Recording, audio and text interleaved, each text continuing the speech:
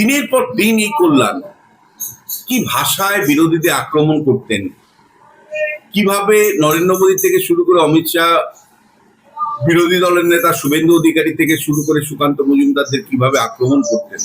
লোকসভার শ্রীরামপুরের অন্তর্গত যে বিভিন্ন বিধানসভাগুলো আছে সেখানে বিরোধীরা মিটিং করতে পারত, মিছিল করতে পারত। বিরোধীরা থানায় গিয়ে ডেপুটেশন, আজকে উনি যেমন মানে দেওয়ার সময় ঝামেলায় পড়লেন, এটা তো রোজদামতার ছিল। আজকে কিন্তু কল্যাণ ব্যানার্জি বিরুদ্ধে যে ক্ষোভ বিক্ষোভ, এই প্রশ্নটা আসছে, কল্যাণ ব্যানার্জি দিনের পর দিন চুপ ছিলেন কেন যখন আপনার নেতারা টাকা খাচ্ছিল, যখন আপনার নেতারা প্রত্যেকটা প্রকল্পের জন্য টাকা তুলছিল, সিন্ডিকেটের মানুষ অতিষ্ঠ ছিলেন, বিরোধী দলের নেতাদেরকে যেভাবে কর্মসূচি পালন করতে দেননি, তাদের কনভয় আক্রান্ত হয়েছে, তাদেরকে গালাগালিজ করানোর জন্য আপনারা নামিয়েছিলেন তৃণমূল এর কর্মীদেরকে। আজকে কিন্তু তার প্রতিফলন, সেই আয়না কিন্তু আপনার সামনে রাখা হয়েছে, যে আয়নায় গত 15 বছর আপনি শাসন করেছেন অভিষেক বন্দ্যোপাধ্যায়। আপনি দেখতে পাচ্ছেন অভিষেক বন্দ্যোপাধ্যায়, আপনার আয়নায় কিন্তু ফুটে উঠছে যে কিভাবে শুভেন্দু অধিকারী দিনের পর দিন দক্ষিণ 24 পরগনায় গেলেই আক্রান্ত হতো। সংসদীয় ব্যবস্থায় 5 বছর শাসন করার পরে একদল জিতবে, একদল হারবে, কিন্তু আপনি অভিষেক বন্দ্যোপাধ্যায়, মমতা বন্দ্যোপাধ্যায় বলুন যে কেন মানুষ আপনাদেরকে ঘৃণা করছে, কেন মানুষ আপনাদেরকে দেখলে ক্ষেপে উঠছে, কেন মানুষের মধ্যে আপনাদের বিরুদ্ধে প্রতিশোধের হিংসা জ্বলছে, তারা কেন আপনাদেরকে অমানুষ মানুষ মনে করছে, কেন আপনাদেরকে মনে করছে যে আমাদের হাতেই মানে শাস্তি দিতে হবে। মমতা বন্দ্যোপাধ্যায় SIR এর মঞ্চ থেকে বলছে আমরা যদি ক্ষমতায় না থাকি, একটা সম্প্রদায়কে ছেড়ে দিই, তাহলে 1 মিনিট লাগবে না আপনাদের ইয়ে করতে, হিন্দুদের উদ্দেশ্যে বলছে। আবার অভিষেক বন্দ্যোপাধ্যায় বলছেন আরামবাগের থেকে যে আমরা 4 তারিখে গণনার করে রবীন্দ্রসঙ্গীত বাজাবো। তুমি যদি দেখো ইয়েতে ফলতাতে দাঁড়িয়ে চুল্লি জাহাঙ্গীর খানকে বলছেন যে জাহাঙ্গীর আমার কাছে দাবি করেছে একটা বিদ্যুৎ চুল্লি চাই, কারণ 4 তারিখে আমাদের জয় দেখে অনেকে তো হার্ট ফেল করবে, তাই যদি হার্ট ফেল করে তাদেরকে তো পুরোতে হবে, মানে সৎকার করতে হবে। তাহলে তুমি ভাবো একটা হিন্দু সমাজের প্রতি কি ইঙ্গিত করছে। ফলে সব মিলে আমি তোমায় বলছি, যে ভাষা, যে ল্যাঙ্গুয়েজ, মমতা বন্দ্যোপাধ্যায় ময়নাগুড়ি সভা থেকে কি বলেছিলেন যে আপনাদের বুকের মধ্যে ব্যাচ পরে লাগাতে হবে যে আমরা বিজেপি করি না, হাতে পোস্টার নিয়ে বলতে হবে আমি বিজেপি করি না। ফলে 4 তারিখে যদি বিজেপি সত্যি না ক্ষমতায় আসতো, রাজ্যে পরিবর্তন না হতো, তাহলে পশ্চিমবাংলাতে বলা যায় গণহত্যা হতো, গণহত্যা করতো। তাহলে সেই গণহত্যাকারীদের বিরুদ্ধে আজকে মানুষের যে ক্ষোভ বিক্ষোভ থাকবে, এটা স্বাভাবিক। মানে একজন অধ্যাপক তো সরাসরি জনরোষকে সমর্থন করতে পারে না, আমিও করি না, কিন্তু এই জনরোষটা কিন্তু কল্যাণ বন্দ্যোপাধ্যায়রা নিজেরা তৈরি করেছেন। দিনের পর দিন এই কল্যাণ কি ভাষায় বিরোধীদের আক্রমণ করতেন, কিভাবে নরেন্দ্র মোদী থেকে শুরু করে অমিত শাহ, বিরোধী দলের নেতা শুভেন্দু অধিকারী থেকে শুরু করে সুকান্ত মজুমদারদের কিভাবে আক্রমণ করতেন। এবং সত্যি বলতে কি, যে উনি যে বিভিন্ন এলাকায় যে ওনার লোকসভার শ্রীরামপুরের অন্তর্গত যে বিভিন্ন বিধানসভাগুলো আছে সেখানে বিরোধীরা মিটিং করতে পারত, মিছিল করতে পারত। বিরোধীরা থানায় গিয়ে ডেপুটেশন, আজকে উনি যেমন মানে দেওয়ার সময় ঝামেলায় পড়লেন, এটা তো রোজদামতার ছিল। এমনকি এই সমস্ত এলাকাতে শ্রীরামের জন্মদিনকে কেন্দ্র করে যে জন্মাষ্টমী, রামনবমী মিছিলে আক্রান্ত হতে আমরা দেখেছি। ফলে মানে এই জায়গাগুলো রিসরাতে ভুলে যাব যে কিভাবে আক্রান্ত হয়েছিল। ফলে এইটা কিন্তু আমি বলছি যে দিনের পর দিন বিজেপি নেতারা যেভাবে আক্রান্ত হয়েছে, বা বিরোধী শিবিরের নেতারা আক্রান্ত হয়েছে, বড় করে যদি বলি, আজকে কিন্তু কল্যাণ ব্যানার্জি বিরুদ্ধে যে ক্ষোভ বিক্ষোভ, এই প্রশ্নটা আসছে, কল্যাণ ব্যানার্জি দিনের পর দিন চুপ ছিলেন কেন যখন আপনার নেতারা টাকা খাচ্ছিল, যখন আপনার নেতারা প্রত্যেকটা প্রকল্পের জন্য টাকা তুলছিল, সিন্ডিকেটের মানুষ অতিষ্ঠ ছিলেন, যখন দিনের পর দিন চাকরি প্রার্থীরা, চাকরি হারারা আদালতে দরজায় লক করেছে, আপনার ভূমিকা কি ছিল? এমনকি আদালতে আপনার অনুগামীরা কখনো অভিজিৎ গাঙ্গুলির এজলাস অবরোধ করে রেখেছে, আপনার অনুগামীরা বিচারপতিদের এজলাসগুলো বয়কট করেছে, কখনো কখনো অবরোধ করে রেখেছে, এবং যে টোনে, যে ভাষায় আদালতে পর্যন্ত আপনি কথা বলতেন, মানুষের কি করছিল না? এবং দেখো, মানুষের ক্ষোভ পরিষ্কার, তার শিক্ষা মানে পরিষ্কার আছড়ে পড়ছে। সেটা অভিষেক বন্দ্যোপাধ্যায় হতে পারে, কল্যাণ বন্দ্যোপাধ্যায় হতে পারে, তৃণমূলের প্রথম সারির নেতা থেকে শুরু করে একেবারে চুনিপুটি কাউন্সিলর, প্রত্যেকের বিরুদ্ধেই কিন্তু ক্ষোভ বিক্ষোভ আছড়ে পড়ছে। কারণ গত 15 বছর তৃণমূল কংগ্রেস যেভাবে লুটতরাজ করেছে, ধরো অভিষেক বন্দ্যোপাধ্যায় যে ভাষায় কথা বলেছে দিনের পর দিন, আমরা তো দেখেছি। দক্ষিণ 24 পরগনায় কার্যত কোনো ভোট করতে দিত না, বিরোধীদের মিছিল করতে দিত না। সুকান্ত মজুমদার থেকে শুরু করে দিলীপ ঘোষ, শুভেন্দু অধিকারী, যখন অগ্নিমিত্রা পাল যে যখন গেছে, প্রত্যেককে আক্রান্ত হয়েছে, প্রত্যেককে নামিয়ে দেওয়া হয়েছিল যে তৃণমূলে। এমনকি জেপি নাড্ডা, সর্বভারতীয় সভাপতি, তিনি যখন গেছেন, জাহাঙ্গীরের বাহিনী ইট পাথর ছুঁড়ে কনভয়ের মানে হামলা চালিয়েছিল। সেই দিন অভিষেক বন্দ্যোপাধ্যায় আরামবাগের সভা ছিল, সেই দিন জেপি নাড্ডা যেদিন আক্রান্ত হল, আরামবাগের সভা থেকে উনি মানে জনরোষ, স্বতঃস্ফূর্ত রোষ, মানে মানুষের ক্ষোভ, এই রকম ল্যাঙ্গুয়েজ ব্যবহার করেছিলেন। সেদিন কিন্তু আমরা বলেছিলাম, তোমার চ্যানেলেই বলেছিলাম, যে জনরোষের আগুন কিন্তু আপনার গায়েও লাগবে। শুভেন্দু অধিকারী থেকে শুরু করে দিলীপ ঘোষ, জেপি নাড্ডা থেকে শুরু করে সুকান্ত মজুমদারদেরকে আপনারা যেভাবে আটকে ছিলেন, বিরোধী দলের নেতাদেরকে যেভাবে কর্মসূচি পালন করতে দেননি, তাদের কনভয় আক্রান্ত হয়েছে, তাদেরকে গালাগালি করানোর জন্য আপনারা নামিয়েছিলেন তৃণমূল এর কর্মীদেরকে, আজকে কিন্তু তার প্রতিফলন, অর্থাৎ সেই আয়না কিন্তু আপনার সামনে রাখা হয়েছে, যে আয়নায় গত 15 বছর আপনি শাসন করেছেন অভিষেক বন্দ্যোপাধ্যায়। আপনি দেখতে পাচ্ছেন অভিষেক বন্দ্যোপাধ্যায়, আপনার আয়নায় কিন্তু ফুটে উঠছে যে কিভাবে শুভেন্দু অধিকারী দিনের পর দিন দক্ষিণ 24 পরগনায় গেলেই আক্রান্ত হতো। আপনার আয়নায় আপনি অভিষেক বন্দ্যোপাধ্যায় দেখতে পাচ্ছেন জেপি নাড্ডাকে কিভাবে আক্রান্ত হতে হয়েছিল। আপনি অভিষেক বন্দ্যোপাধ্যায় আপনার আয়নাতে দেখতে পাচ্ছেন যে সুকান্ত মজুমদারের মতন একজন সৎ মানুষ, শিক্ষিত মানুষ কিভাবে আক্রান্ত হয়েছিল। আপনার মনে পড়ছে অভিষেক বন্দ্যোপাধ্যায় দক্ষিণ 24 পরগনার একটা মিটিং মিছিল করবার জন্য অনুমোদন তো আপনারা দিতেনই না, যদিও বা হাইকোর্ট থেকে কোনো মিটিং এর জন্য অনুমোদন নিয়ে আসা হতো, কোনো সবার জন্য আসা হতো, ডেকোরেটর পর্যন্ত পাওয়া যেত না। আপনারা এতটাই ভয় ভীতি সন্তুষ্ট করে রাখতেন যে ডেকোরেটর পর্যন্ত যেত না, কাজ করবার সুযোগ পেত না। আপনারা ভয় ভীতি সন্তুষ্ট করে বিরোধীদের একটা সভা করতে দিতেন না। পঞ্চায়েত নির্বাচন লুট করতেন, পুরসভা নির্বাচন লুট করতেন, লুট করে মানুষের নাম করে বলতেন মানুষের জয়গান। আপনার একটা মডেল ছিল দক্ষিণ 24 পরগনায়, ডায়মন্ড হারবার মডেল। আপনি যেভাবে 7,11,000 ভোটে জয়ী হয়েছিলেন, মানুষের ক্ষোভ ছিল না সেদিন? আপনি মানুষকে ভোট দিতে দেননি সেদিন, মানুষকে আপনি ইভিএম এর সামনে আসতে দেননি। আপনার লোকরা ভয় ভীতি সন্তুষ্ট করে গ্রামের পর গ্রাম হিন্দুদেরকে মানে ভোটের থেকে দূরে সরিয়ে রেখেছিল। আজকে অভিষেক বন্দ্যোপাধ্যায় সাধারণ মানুষ যদি ক্ষোভ দেখায়, বিক্ষোভ দেখায়, তাহলে আপনাকে সেইটাকে মেনে নিতে হবে যে এই ক্ষোভ বিক্ষোভের পেছনে আপনার অতীতের ভূমিকা কি ছিল। কল্যাণ বন্দ্যোপাধ্যায়কে আজকে মেনে নিতে হবে। আজকে অসিত মজুমদার অ্যারেস্ট হচ্ছেন, ক্ষোভ বিক্ষোভ দেখাচ্ছেন। অসিত মজুমদার কি ভাষায় কথা বলতেন কিছু নয়, কোন ল্যাঙ্গুয়েজে কথা বলতেন অসিত মজুমদার, কিভাবে মেয়েদের প্রতি তার আচরণ ছিল, সব মিলে মানে ভারতবর্ষের বহু রাজনৈতিক দল ক্ষমতার হারায়। সংসদীয় ব্যবস্থায় 5 বছর শাসন করার পরে একদল জিতবে, একদল হারবে।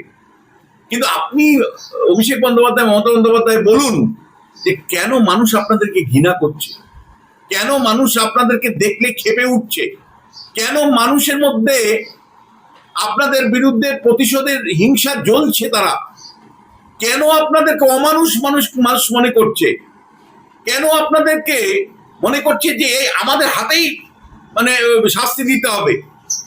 যদিও সেটা একেবারেই কাম্য নয়। একজন অধ্যাপক হিসাবে কখনোই আমি বলতে পারি না যে জনরোষ তৃণমূলের আমলে এক মানে খারাপ ছিল আর বিজেপির আমলে জনরোষ ভালো, এ কথা আমার মুখ দিয়ে কোনোদিন বলবে না। আমি মনে করি আইনের মাধ্যমে আপনি অভিষেক বন্দ্যোপাধ্যায়কে শাস্তি দিন, আইনের মাধ্যমে মমতা বন্দ্যোপাধ্যায়কে শাস্তি দিন, অসিত মজুমদারকে শাস্তি দিন, বা কল্যাণ বন্দ্যোপাধ্যায়কে শাস্তি দিন, কিন্তু আইন হাতে নিলে যদি মবক্রেসি উন্মাদ জনতার হাতে আপনি ছেড়ে দেন আইনকে, তাহলে আজকে যে উন্মাদ জনতা আপনি দেখছেন বিরোধীদের অর্থাৎ তৃণমূলকে শায়েস্তা করছে, কালকে সেই উন্মাদ জনতা কিন্তু আপনার দিকেও ধাবিত হতে পারে। সেটা তৃণমূল শাসনকাল থেকেই তো পরিষ্কার, যে তৃণমূল জনতার নাম করে উন্মাদ জনতাকে লাগিয়ে দিত বিজেপির নেতাদের বিরুদ্ধে, আজকে সেই উন্মাদ জনতা তাদের বিরুদ্ধে ধেয়ে আসছে। ফলে আমি মনে করি বিজেপি নেতাদেরও দুটো তিনটে জায়গায় কিন্তু একটু ভাবা উচিত যে এই উন্মাদ জনতাকে কতটুকু আমরা আশ্রয় প্রশ্রয় দেব। ইতিমধ্যেই মানে অবশ্যই সুকান্ত মজুমদারকে আমি ধন্যবাদ জানাই, বিশেষভাবে আমি ধন্যবাদ জানাই সুকান্ত মজুমদারকে। ওর দায়িত্বহীন ভাষায় গতকালের সোনারপুরের ঘটনার নিন্দা করেছে, কিন্তু একই সাথে মনে করিয়ে দিয়েছেন আমার মতন যে অভিষেক বন্দ্যোপাধ্যায় যখন শাসক আসনে ছিলেন তখন কিভাবে তিনি অত্যাচার করেছেন। দেখো, তোমাকে আমি পরিষ্কার করে বলতে চাই যে অভিষেক বন্দ্যোপাধ্যায় 4000 5000 পুলিশ নিয়ে পুলিশের বৃত্তে চলতেন। 4000 5000 পুলিশের বৃত্তের মধ্যে যখন ছিলেন তখন সাধারণ মানুষের নাগালের বাইরে ছিলেন। আজকে যখন তার থেকে জেড ক্যাটাগরির অতিরিক্ত পুলিশ কমিয়ে দেওয়া হয়েছে, সাধারণ এমপিদের মতন পুলিশ দেওয়া হয়েছে 2 জন, আজকে কিন্তু মানুষ কিন্তু তার হিসেবটা বুঝিয়ে নিতে চাইছে। এতদিন কিন্তু পুলিশের নিরাপত্তার বলয়ের বাইরে থেকে মানুষ অভিষেককে দেখত, আর আজকে কিন্তু হাতের কাছে পেয়ে তাদের যে ক্ষোভ বিক্ষোভ সেটা কিন্তু দেখাচ্ছে। আমি দুটো জিনিস এখানে বলতে চাই শ্রমিক ভট্টাচার্যের উদ্দেশ্যে।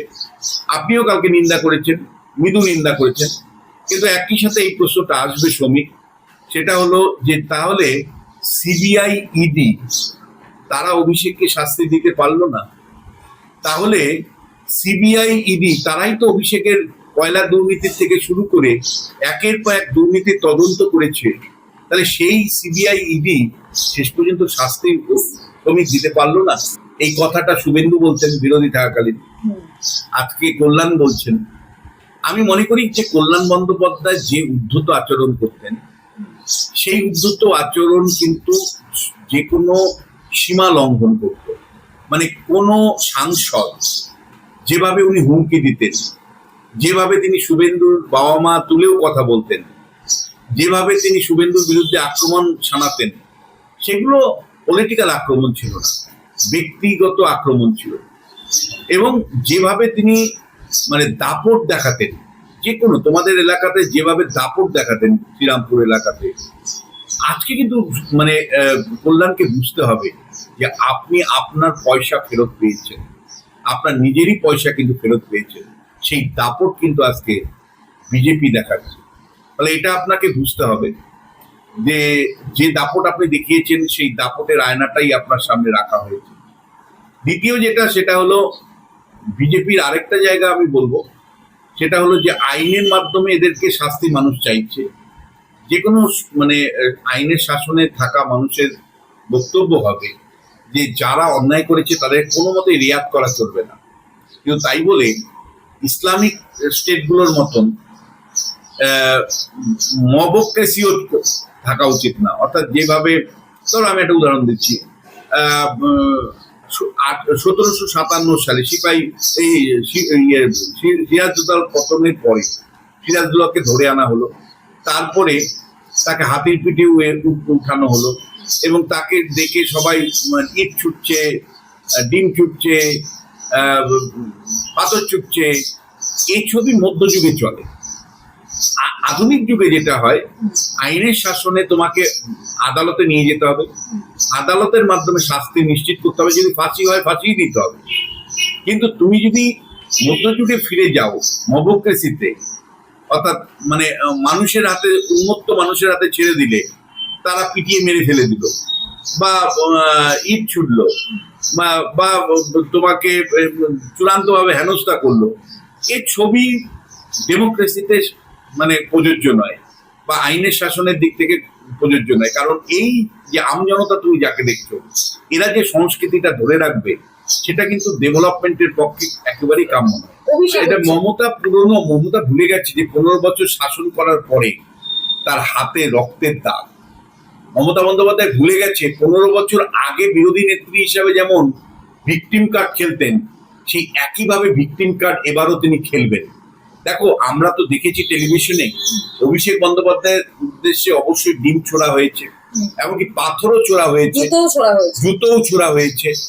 তাকে তারা হেলমেট নিয়ে গেছিলেন, হেলমেটের সহায়তায় বেঁচেছেন কিছুটা। গায়ে ভর্তি তার ডিমের যে ইয়ে, সেটা আমরা দেখেছি, ডিমের দাগ দেখেছি আমরা। এবং যেভাবে তাকে হিউমিলিয়েশন করা হয়েছে সেটা হয়তো তার প্রাপ্যই ছিল, কিন্তু তারপরে উনি কিন্তু ওই বাড়িটাতে ভিকটিম যে কর্মী মারা গেছেন তার বাড়িতে ঢুকেছিলেন, ঢুকে তিনি প্রেস কনফারেন্স করেছেন। সেখানে কিন্তু একবারের জন্য বলেননি যে আমি অসুস্থ বোধ করছি বা আমি চলতে পারছি না। ওই মুহূর্তে উনি কিন্তু বাড়িতে ঢুকে একটা প্রেস কনফারেন্স করেছেন। সেই প্রেস কনফারেন্সে সাংবাদিক তোমরা ছিলে, এবং তারপরে উনি বেরিয়ে এসে তারপরে পুরো গল্পটা হয়েছে। দুটো নার্সিংহোমই মনে করেছে যে প্রাথমিক চিকিৎসা উনার করা দরকার, এবং উনি যেহেতু একটা উত্তেজনার মধ্যে ছিল, স্যালাইন মনে হয় 2-1 বোতল দিয়েছেন। তারপরে উনাকে যখন স্থিতিশীল মনে হয়েছে উনাকে ছেড়ে দিয়েছে। ফলে আমি বিশ্বাস করি পশ্চিমবাংলার ডাক্তারবাবুরা এখনো বিবেকহীন হননি। যদিও কখনো কখনো তৃণমূলের আমলে ডাক্তারবাবুদের উপর ভয়ঙ্কর চাপ থাকতো যে এইটা করা যাবে, এটা করা যাবে না, কিন্তু আমি মনে করি দুটো নার্সিংহোম, অ্যাপেলো এবং বেলভিউ নার্সিংহোম, সেখানে কিন্তু ডাক্তারবাবুরা অমানবিক হয়ে তাকে ছেড়ে দিয়েছে, এটা আমি বিশ্বাস করি না। বিশেষ করে বেলভিউ এর ক্ষেত্রে তো নয়। ফলে মমতা বন্দ্যোপাধ্যায় এটা নিয়ে একটা নাটক করতে চেয়েছিল, যেটা উনি 2011-র আগে করতেন। সিপিএম সেগুলো অ্যালাউ করতো। সিপিএম মমতার ওই ইমোশনাল চার্জের কাছে হেরে গিয়েছিল। বিজেপি হারবে না, বিজেপি মমতার ইমোশনাল চার্জের সব জানে, কারণ 1998 সাল থেকে 2006 সাল পর্যন্ত বিজেপি আর তৃণমূল নির্বাচনী আতাতে ছিল, একসাথে ঘর করেছে। ফলে তারা খুব ভালো করে জানে যে মমতার কোনটা নাটক আর কোনটা নাটক নয়। ফলে ওরা ধরেই নিয়ে যেটা মমতার নাটক পাত্তাই দেয় না, একেবারেই হতো না। পুলিশ পরিষ্কার করে জনরোষ বলে চালিয়ে দিত, পুলিশ পাত্তাই দিত না। শুভেন্দুর উপরে যা অত্যাচার হয়েছে, এবং দিলীপ ঘোষের উপরেও 2019-এর পরে অত্যাচার হয়েছে। আমি তো বলছি এই দুজন নেতা যা অত্যাচারিত হয়েছে, দিলীপ ঘোষ এবং শুভেন্দু অধিকারী, দিনের পর দিন যেভাবে তাদেরকে সভা করতে দেওয়া হয়নি, তাদের উদ্দেশ্যে গালাগালি করা হয়েছে।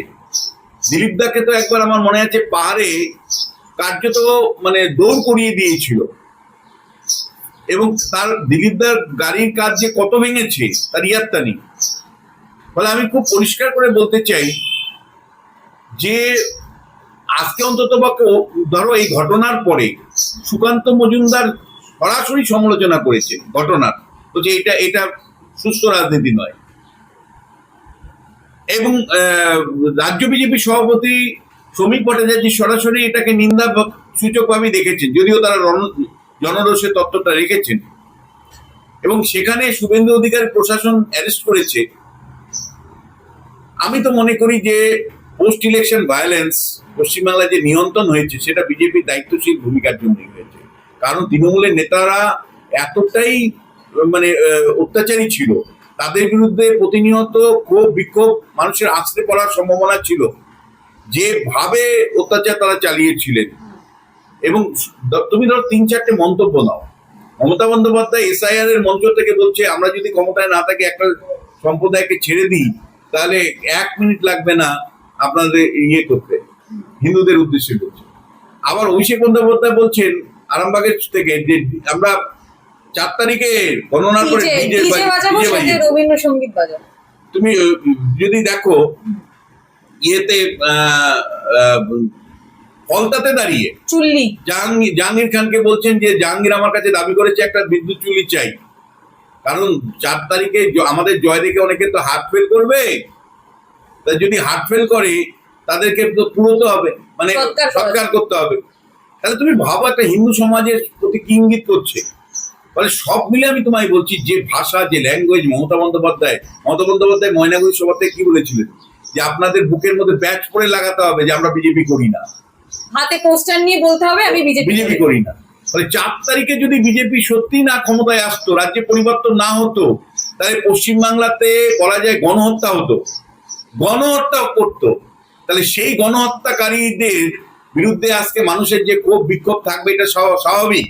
কিন্তু তারপরেও বিজেপির নেতারা যেভাবে নিয়ন্ত্রিত কথাবার্তা বলছেন, বিশেষ করে শ্রমিক ভট্টাচার্য থেকে শুরু করে শুভেন্দুরা, এবং পুলিশ কোথাও কোথাও অ্যাকশন নিচ্ছে, আমি তো মনে করি যে এটাই হলো পরিবর্তন, মানে মমতা বন্দ্যোপাধ্যায়ের থেকে মানে বিজেপির শাসনকালে, যেখানে মমতা বন্দ্যোপাধ্যায়ের শাসনকালে পুলিশের কোনো ভূমিকাই থাকতো না, এখানে অ্যাটলিস্ট পুলিশের একটা ভূমিকা দেখতে পাচ্ছি, নেতারা একটা ভিন্ন কথা বলছেন। এবং যেটা আরেকটা প্রশ্ন আসবে, তুমি আমায় বলতে পারো, সেটা হলো যে শুভেন্দু অধিকারী প্রশাসন আসার পরে অনেকে বলবার চেষ্টা করছেন যে তাহলে কি বিরোধী পরিষদটা সংকুচিত আবারও দেখতে হবে। আমার উত্তর যে এখনো কনক্লুশন টানাটা ঠিক হবে না আপনাদের, কারণ তৃণমূল নেতা কাউন্সিলর থেকে শুরু করে অভিষেক বন্দ্যোপাধ্যায়ের প্রতি যে ক্ষোভ বিক্ষোভ, কল্যাণের প্রতি ক্ষোভ বিক্ষোভ, অসিত মজুমদারের প্রতি ক্ষোভ বিক্ষোভ, এগুলো হলো তৃণমূলের অপশাসন, কুশাসন, অত্যাচারের বিরুদ্ধে মানুষের স্বতঃস্ফূর্ত ক্ষোভ। এইটা পুলিশ যখন ব্যবস্থা নিচ্ছে বা জনক্ষোভ দেখে আপনার দয়া করে কনক্লুশন টানবেন না যে বিজেপি শাসনকালে বিরোধীদের কোনো পরিসর হবে না, এখনই টানার জায়গা নেই। আমি যদি এই সময় দেখতাম যে সিপিএম এর নেতাদেরকে অ্যারেস্ট করছে, কংগ্রেসের কোন নেতা অ্যারেস্ট করছে অযথাচিত কারণে বিজেপি সরকার, আমি যদি দেখতাম শতরূপ ঘোষ প্রতিবাদ সভা করতে পারছে না, আমি যদি দেখতাম মোহাম্মদ সেলিমের বক্তব্য নিয়ে কাটাচাড়া করছে তারা, আমি যদি দেখতাম যে সিপিএম এবং কংগ্রেস দুই দলের রাজনৈতিক কর্মসূচিকে বানচাল করছে বিজেপি নতুন সরকার, তাহলে বলতে পারতাম যে বিরোধী পরিসর নিয়ে আমরা চিন্তিত। ফলে এখন যেটা দেখছি, যাকে তুমি বিরোধী বলছো এখন, সেই তৃণমূল অ্যাকচুয়ালি বিরোধী নয়, তৃণমূল এখনো শাসকের রেসে আছে। এখনো 15 বছরে অ্যান্টি ইনকামবেন্সির বিরুদ্ধে মানুষের ক্ষোভ বিক্ষোভ এখনো শেষ হয়নি, তারই রেস হিসাবে অভিষেকের উপর তুমি দেখতে পাচ্ছ ডিম ছোড়া, জুতো ছোড়া, ইট ছোড়া, সেটারই রেস হিসাবে তুমি দেখতে পাচ্ছ ছোট বড় তৃণমূলের নেতাদের অ্যারেস্ট, দুর্নীতির সাথে যারা যুক্ত ছিলেন। ফলে এই তৃণমূলের বিরুদ্ধে যে ক্ষোভ বিক্ষোভ মানুষের বা প্রশাসনের তৎপরতা, সেইটা দেখে কিন্তু বিরোধী পরিষদ সংকুচিত হয়েছে, এই কনক্লুশন টানা যাবে না। কারণ এই সময়ে আমরা কিন্তু একই সাথে প্যারালালি দেখছি সিপিএম কর্মসূচি পালন করছে, কংগ্রেস কর্মসূচি পালন করছে, যারা এই মুহূর্তে প্রকৃত অর্থে বিরোধী।